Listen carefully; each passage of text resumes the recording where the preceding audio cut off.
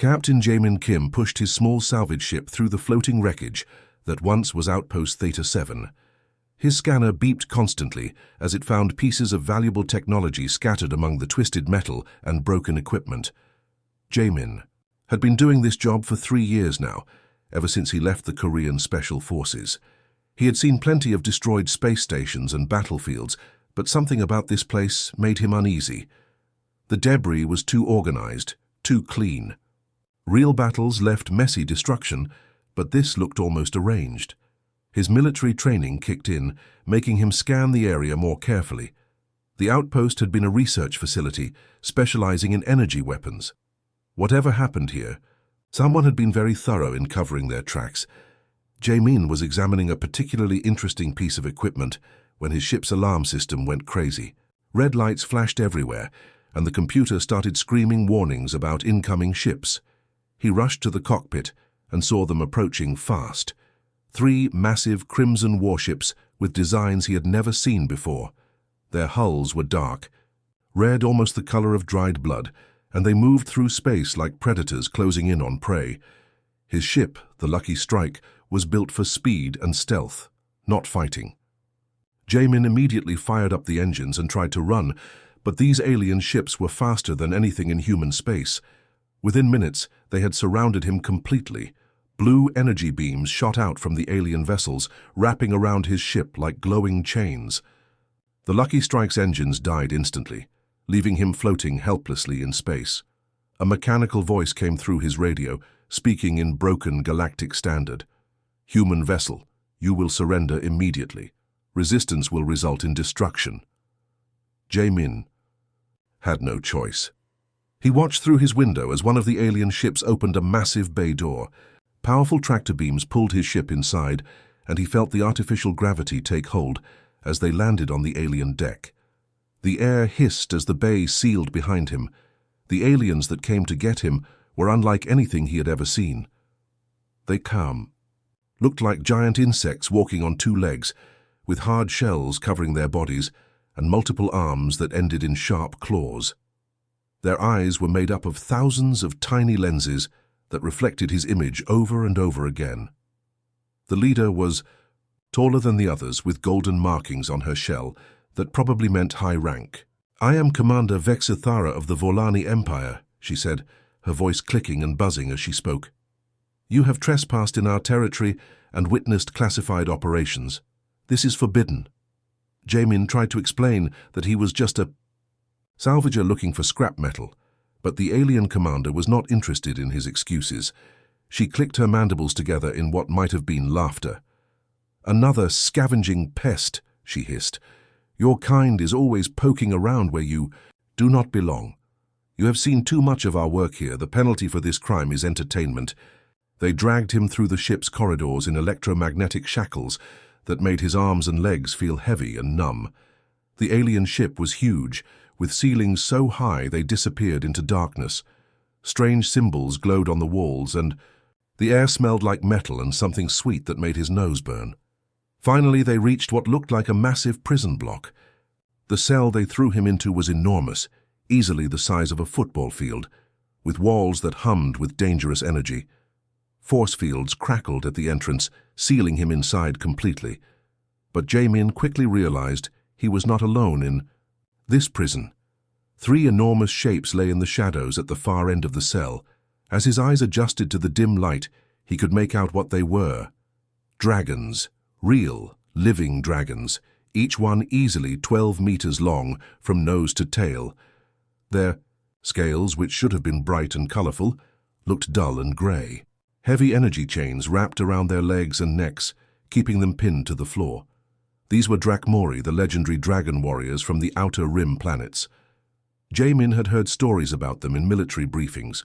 Proud, intelligent, beings who could fly between stars and breathe different types of energy instead of fire. But these 3 looked beaten down, their massive heads hanging low with exhaustion and pain. Commander Vexithara's voice echoed from speakers hidden in the walls. "Welcome to your tomb, human. These are our special pets, captured during our conquest of the Drakmori homeworlds. They have not eaten in several days, so they should be quite hungry. Let us see how long you can survive against them. My officers have placed bets on whether you will last 5 minutes or 10. The force field sealed with a sound like thunder, and Jamin felt his stomach drop as he realized the situation. The aliens expected the dragons to kill and eat him for their entertainment. He was trapped in a cage with 3 starving predators, with no weapons and no way out. But as he looked more carefully at the dragons, something did not seem right. They were not looking at him like he was food. Instead, they seemed curious, almost intelligent. One of them, the largest with golden scales, slowly lifted its massive head and looked directly at him with eyes that seemed far too smart for a simple beast. Jamin stood frozen in the middle of the massive cell, his heart pounding as the largest dragon slowly lifted its enormous head. He had expected roaring, snapping teeth, maybe a blast of fire or energy. Instead, what came out of the creature's mouth shocked him completely. "You are not Vorlani," the dragon said, its voice deep and rumbling like distant thunder during a storm. The words were clearly spoken in Galactic Standard, though with a strange accent that made each syllable sound ancient and powerful. Jamin's jaw dropped. In all his years as a soldier and salvager, he had never heard of dragons that could speak. The military briefings had described them as intelligent animals, like dolphins or elephants, but not as beings who could actually talk. "I am Korthval," the dragon continued, his golden eyes studying Jamin carefully. "These are my wingmates, Zixara and Thulgrim." He nodded his massive head toward the other 2 dragons, who were now also watching the human with curious expressions. "You can actually talk," Jamin said, still trying to process what was happening. "I'm Jamin Kim. The aliens threw me in here because they said I saw something I shouldn't have. I think they expect you to eat me for entertainment." Korthval made a sound that might have been laughter, but it came out as a low rumble that vibrated through the floor. "Yes, they expect us to devour you like savage beasts. The Vorlani believe we are nothing more than dangerous animals, no smarter than the wild creatures on their home planet. They are very wrong about this." As Korthval spoke, Jamin got a better look at the 3 dragons. They were magnificent creatures, even in their current condition. Korthval was the largest, with scales that should have been bright gold, but now looked dull and faded. Zixara was smaller and more slender, with silver-blue scales that reminded Jamin of moonlight. On water, Thulgrim was built like a tank, with dark bronze scales and scars covering his hide from what looked like many battles. But what really caught Jamin's attention were their injuries. All 3 dragons had deep burns around their necks and legs, where the energy shackles touched their skin. The wounds looked infected, with purple blood seeping through the scales. Some of the injuries were clearly old, suggesting they had been prisoners for a long time. "How long have you been here?" Jamin asked, moving closer despite every survival instinct telling him to stay away from the massive predators. 3 months, Zixara answered, her voice lighter than Korthval's but filled with sadness. "We were captured during the battle for our colony world, Drakmori Prime. The Vorlani defeated our defense fleet and took prisoners. Most of our people were enslaved or killed. We 3 were brought here as trophies." Thulgrim, who had been silent until now, spoke with anger burning in his voice. "They parade us in front of their officers, showing off their conquest. Sometimes they bring in other prisoners and watch us refuse to kill them. They think it is weakness. They do not understand that we choose not to become the monsters they want us to be." Jamin looked at the infected wounds again and made a decision that surprised even himself. He reached into his belt and pulled out his emergency medical kit, something every salvager carried in case of accidents in space. "Hold still," he said to Korthval. "Let me take a look at those burns." The 3 dragons stared at him in complete shock. Korthval's eyes widened and he pulled his head back slightly. "What are you doing, human?" "Helping," Jamin said simply, opening the medical kit and pulling out antiseptic wipes and healing gel. "These wounds are badly infected. If they don't get treated soon, you could lose your limbs or worse." For a moment, none of the dragons moved. They just watched as this small human approached the most dangerous parts of their bodies, their claws and teeth, without any fear. Finally, Korthval slowly lowered his head and extended his front leg, allowing Jamin to examine the energy shackle burns. The wounds were even worse up close. The energy chains had burned through scales and deep, into the flesh underneath. Purple blood mixed with pus oozed from the injuries, and Jamin could smell the infection. He had seen similar wounds during his military service, usually from energy weapons that were meant to cause maximum pain. "This is going to hurt a bit," Jamin warned, as he began cleaning the wounds with antiseptic. Korthval flinched, but held, still his massive claws digging grooves in the metal floor. Zixara watched in amazement as the human worked with steady, practiced hands. "Why are you helping us?" she asked, her voice barely above a whisper. "The Vorlani told you we were dangerous beasts. For all you know, we might kill you the moment these chains are removed." Jamin paused in his work and looked up at her. Her silver blue eyes were intelligent and kind, nothing like the savage beast eyes he had expected. "Because it's the right thing to do," he said, "and because I have a feeling we're going to need each other if we want to get out of here alive." He moved to Zixara next, examining the burns on her wing membranes where the energy restraints had been wrapped. The delicate skin was torn and bleeding, and he could see that flying would be impossible until the wounds healed. "No one has ever shown us kindness," Thulgrim said quietly, as Jamin worked on Zixara's wings. "The Vorlani beat us, starve us, and use us for their entertainment. Their scientists study us like laboratory animals. Even the other prisoners they bring here fear us too much to come close." "Well, I'm not like other prisoners," Jamin said, applying healing gel to a particularly bad burn. "I used to be a soldier, and soldiers take care of their own. As far as I'm concerned, we're all prisoners here together." As he worked, Jamin began to form a plan. These weren't mindless beasts. They were intelligent beings with their own skills and knowledge. If he could gain their trust and find a way to remove their restraints, they might actually have a chance of escaping this prison ship. The dragons seemed to sense his thoughts. Korthval watched him with growing respect, as the human treated their wounds with the same care he would show to injured comrades. "You are different from what we expected," Korthval said. "The Vorlani described humans as weak and cowardly, interested only in profit and survival." Jamin smiled grimly as he finished treating the last of Zixara's wing burns. "Well, they're about to learn that humans can be full of surprises." Over the next several days, Jamin fell into a routine that would have seemed impossible when he first arrived. Each morning, he would share his military rations with the 3 dragons, splitting the small portions of protein bars and water between all 4 of them.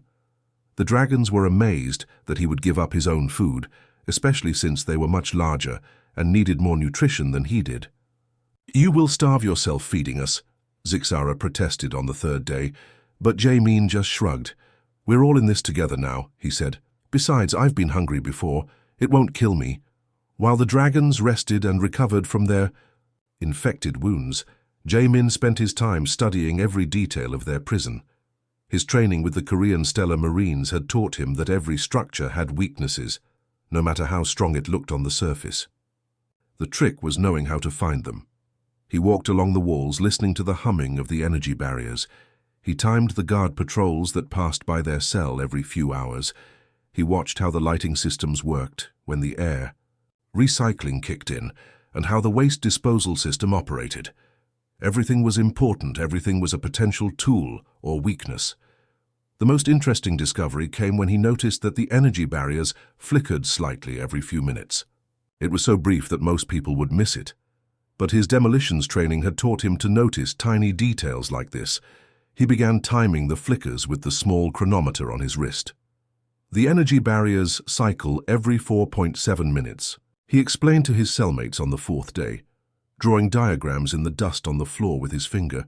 There's a 0.3-second gap when they recalibrate their power levels. That's when they're weakest. Thulgrim, the most battle-scarred of the 3 dragons, made a snorting sound that was clearly dismissive. "Impossible, human.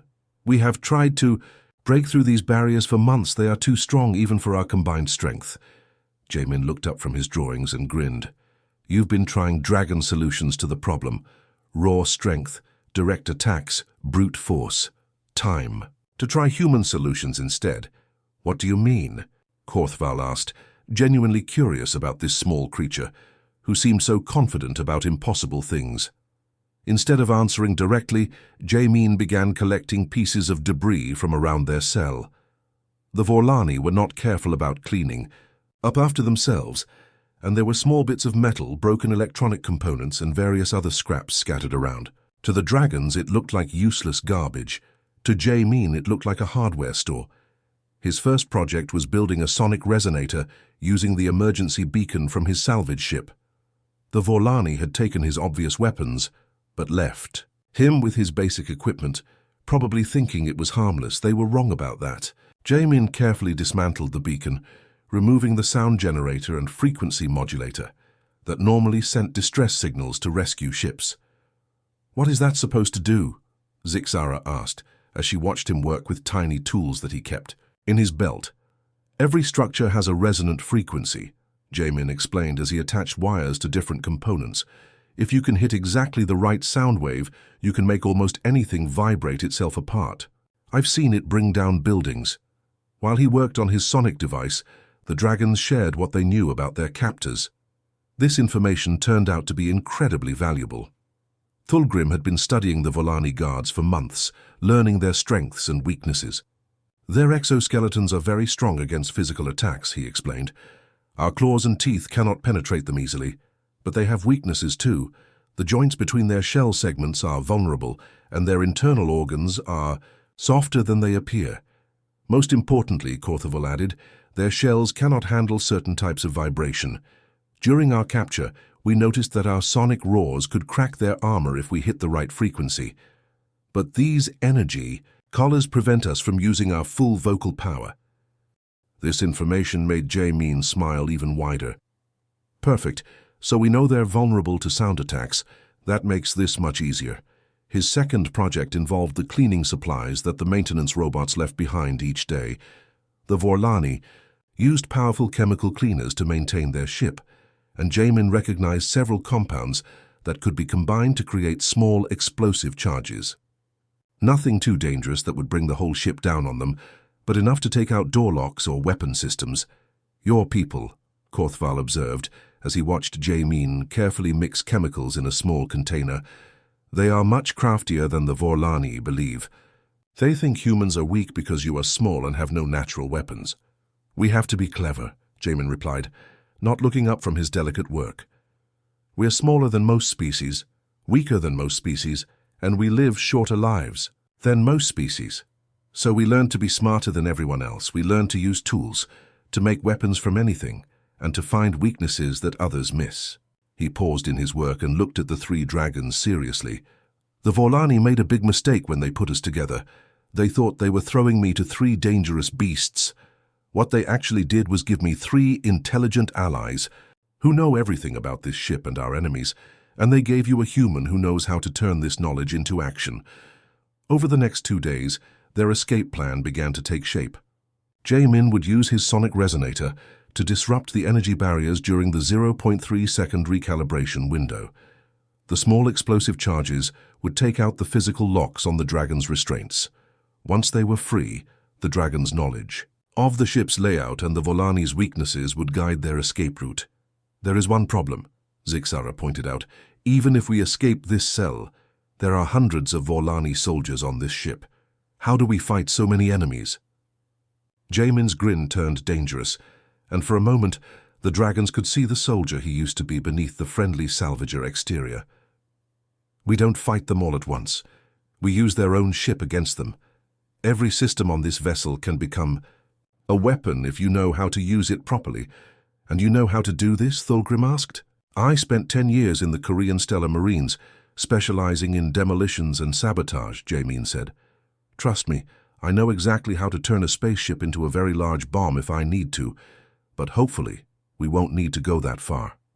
The plan was dangerous, complicated, and probably impossible, but it was still better than sitting in a cell waiting to die. As Jae-min put the finishing touches on his improvised weapons, all 4 prisoners felt something they hadn't experienced in months: hope. The peaceful atmosphere in their cell was shattered when loud alarm sirens suddenly started blaring throughout the ship. Red warning lights flashed on and off, casting strange shadows on the walls. Jae-min and the 3 dragons immediately became alert, knowing that something important was happening. Heavy footsteps echoed in the corridor outside their cell, getting louder as they approached. Through the energy barrier, they could see a group of Vorlani soldiers marching toward them in perfect formation. Leading them was an officer that none of them had seen before, taller than the regular guards, with silver markings on his exoskeleton that showed high rank. The energy barrier flickered and disappeared as the Vorlani squad entered their cell. 8 soldiers spread out in a semicircle, their plasma rifles all pointed directly at the prisoners. The weapons hummed with deadly energy, ready to fire at the first sign of trouble. "I am Sub-Commander Krikstal," the officer announced, his voice even more harsh and clicking than Commander Vexthara's had been. "There has been a change in plans. The human will come with us immediately for enhanced questioning." Jamin felt his stomach drop. Enhanced questioning was military speak for torture, something he was very familiar with from his time as a soldier. He had seen what the Vorlani did to prisoners during interrogation, and it was not something anyone survived in good condition. "The dragon beasts will remain here," Krikstal continued. "They are not needed for this procedure." This was exactly what Jamin had been afraid of. Their escape plan depended on all 4 of them working together. If the Vorlani separated them now, before they were ready, everything would fall apart. He looked at his 3 companions, seeing the worry and anger in their eyes. "No," Jamin said quietly, but his voice carried a tone of absolute authority that made everyone in the cell stop and listen. "We stay together." Sub-Commander Krikstal's compound eyes focused on the small human, and his mandibles clicked together in what might have been amusement. Several of the guards made similar clicking sounds, clearly finding the human's defiance entertaining. "You seem to misunderstand your situation, Mammal," Krikstal said, taking a step closer to Jamin. "You have no choices here. You have no power. You are a prisoner, and you will do exactly what we command you to do." That was the moment when everything changed. Something shifted behind Jamin's eyes like a switch being flipped inside his mind. The patient, friendly salvager, who had been sharing his food and treating the dragon's wounds, completely disappeared. In his place stood someone entirely different, someone cold, calculating, and extremely dangerous. The dragons noticed the change immediately. Jamin's entire posture shifted, his muscles tensing in a way that suggested he was ready to spring into action at any moment. His breathing became slow and controlled, and his eyes took on a focus that was almost frightening in its intensity. "I've been polite this whole time," Jamin said, slowly rising to his feet. His voice was completely calm, but there was something underneath it that made the temperature in the room seem to drop several degrees. "That was a mistake on my part." Sub-Commander Krikstal began to respond, but he never got the chance to finish his sentence. Jamin moved faster than anyone in the room had expected, pulling the sonic disruptor from where he had hidden it against his leg. The device activated with a high-pitched whine that was almost beyond hearing. The first Vorlani guard never saw the attack coming. The sonic waves hit his exoskeleton at exactly the right frequency, causing vibrations that traveled through his shell and into his soft internal organs. The effect was immediate and devastating. His compound eyes went wide with shock and pain before he collapsed to the ground, purple blood leaking from the joints in his armor. The second guard tried to bring his plasma rifle around to target Jamin, but the human was already moving. Years of combat training kicked in automatically, muscle memory taking over where conscious thought would have been too slow. Jamin grabbed the rifle with both hands, twisting it away from the guard with a motion that snapped the alien's wrist with an audible crack. The plasma rifle became a club in Jamin's hands. He spun it around and drove the stock into the guard's head with enough force to crack his exoskeleton. Before the alien could recover, Jamin had reversed his grip and fired the weapon point-blank into the guard's chest. The other guards tried to react, but Jamin was already among them, moving like a force of nature. He used their own formation against them, positioning himself so that they couldn't fire without hitting their own comrades. Every movement was precise and calculated, wasting no energy and leaving no openings for counterattack. A third guard swung his rifle like a club, but Jamin ducked under the blow and came up inside the alien's reach. His elbow connected with the soft joint between the guard's chest and arm sections, and the impact sent the Vorlani spinning away with his weapon flying from nerveless fingers. The fourth and fifth guards tried to coordinate their attack, coming at Jamin from both sides at once, but the human had anticipated this move. He dropped to one knee and swept the legs of the guard on his left, sending the alien crashing into his partner. Both guards went down in a tangle of limbs and weapons. Jamin was back on his feet before either of them could recover. He grabbed a plasma rifle from the ground and fired twice, ending both guards quickly and efficiently. The remaining two guards and Sub-Commander Krikstal backed away from this small human who had just destroyed 6 trained soldiers in less than 30 seconds. They had seen humans fight before, but nothing like this. This was not the desperate struggling of a trapped animal. This was the controlled violence of a professional killer. "Impossible," Krikstal whispered, his mandibles trembling. "Humans are weak. You are scavengers and merchants, not warriors."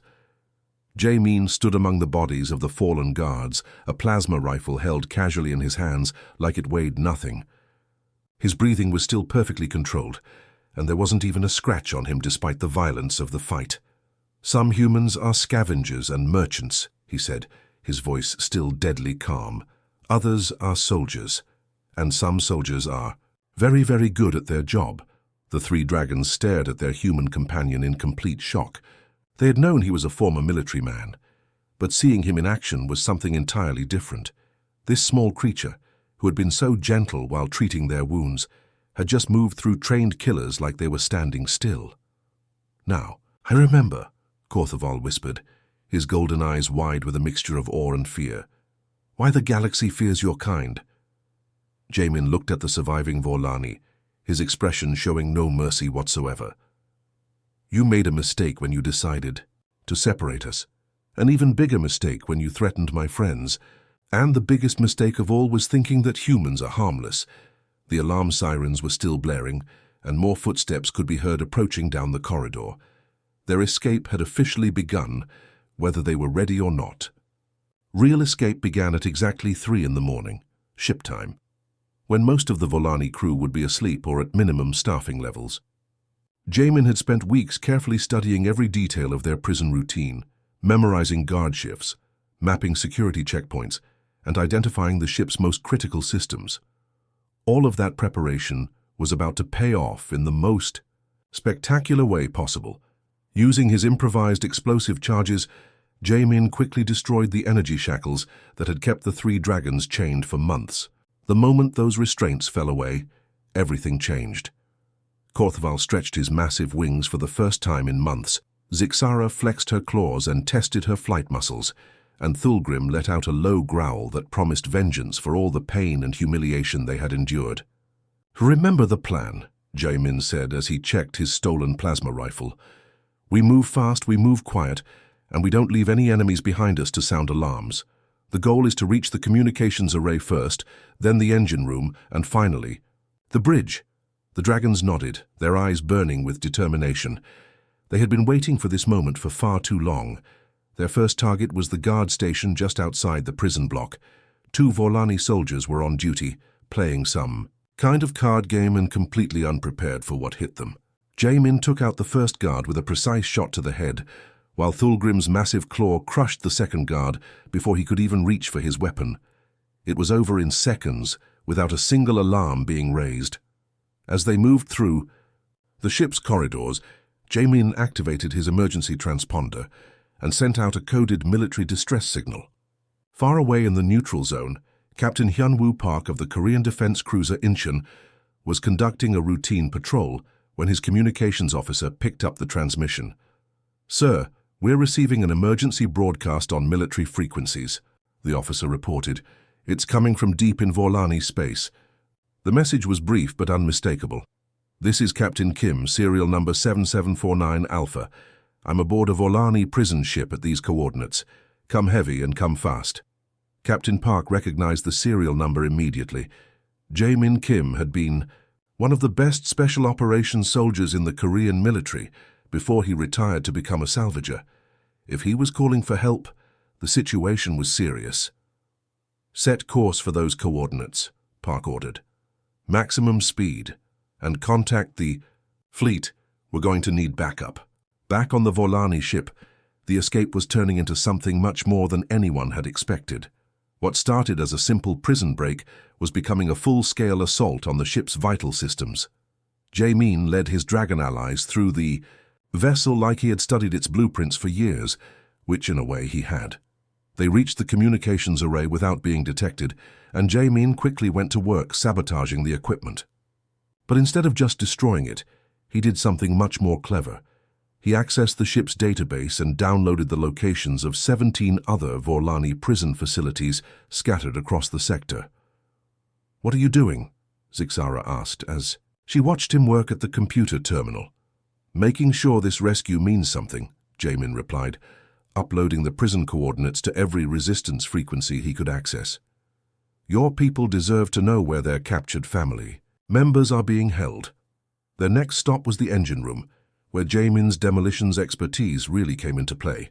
He didn't want to destroy the ship completely. They still needed it to get home. But he wanted to make sure the Vorlani couldn't chase them or call for help. Carefully placed charges disabled the faster-than-light drive and the main communication transmitters. But the Vorlani were finally starting to realize what was happening.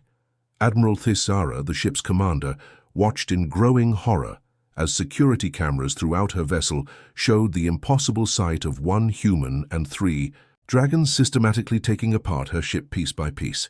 "How is this possible?" she demanded, watching Jamin use captured Vorlani weapons with deadly precision. "How does one small human coordinate such an attack?" Her security chief, a veteran of many battles, shook his head in disbelief. "Admiral, I've never seen anything like this. The human moves like he knows our ship better than we do, and those dragons, they're not acting like wild animals. They're following tactical formations."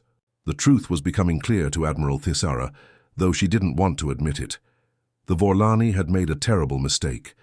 They had assumed that throwing a human into a cell with dangerous creatures would result in entertainment and a quick death. Instead, they had given the galaxy's most adaptable species exactly what it needed to become truly dangerous: allies, motivation, and a target-rich environment. The final assault on the bridge came faster than anyone expected.